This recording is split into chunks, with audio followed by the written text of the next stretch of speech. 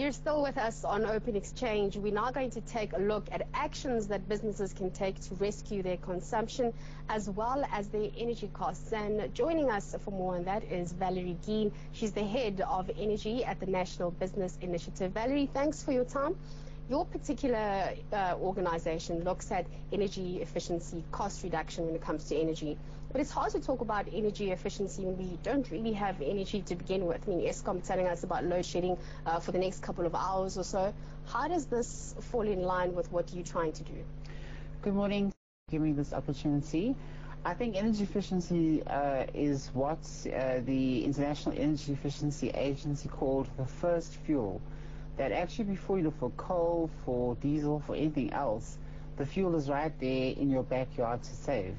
And at the moment, with the current challenges we're faced with, you have to look at a comprehensive solution. And that solution is both on the supply side and the demand side. The supply being where else can we get energy from, how can we augment energy supply and so on.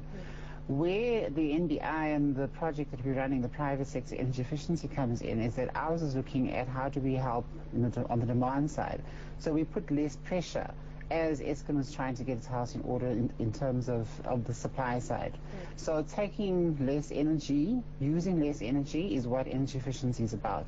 But I think a misconception for many people is that it's just about switching off lights. It's also about a whole lot of things. It might be behavioral change, it might be technology, different technologies.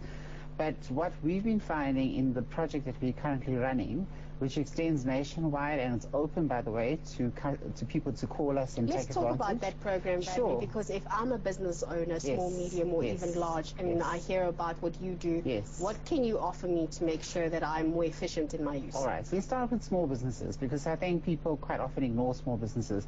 Small businesses, we found, don't know how to read the energy bill so that they know how much energy they're consuming and therefore know where the opportunity is to save.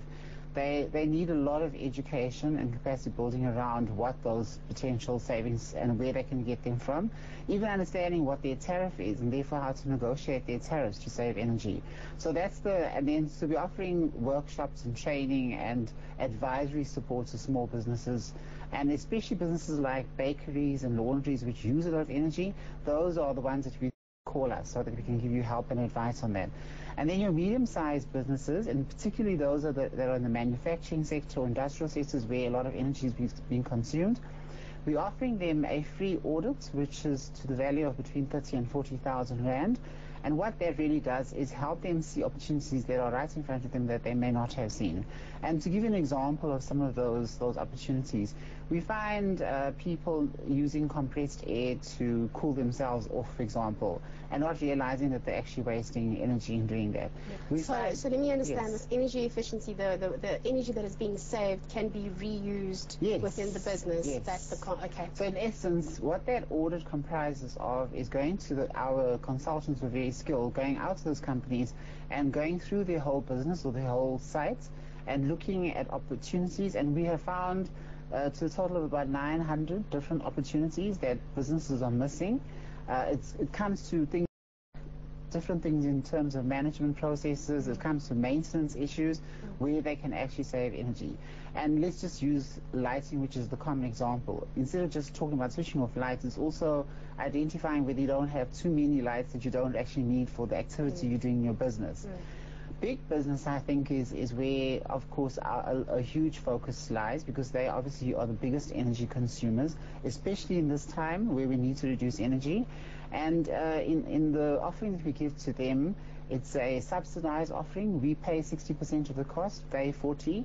And it's to help them with a very strategic, because they're big, they need to think very strategically about their different business units. Valerie, we're going to have to leave it at that for today, but thank you for alerting us to this and showing that there are different things that businesses can do. And that was Val Geen. She's the head at the energy at the National Business Initiative.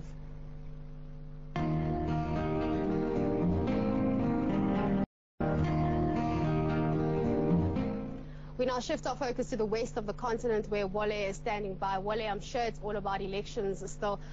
During the course of the show yesterday, I saw a strap come up, and it said something like there could be delays if a particular deadline isn't met, and I think it was the 8th of February. What's the latest there? Right. Yes, absolutely. That was the report, Reuters report indeed. But then the Independent National Electoral Commission spokesperson has actually refuted that, and we'll be speaking to him later on in the show.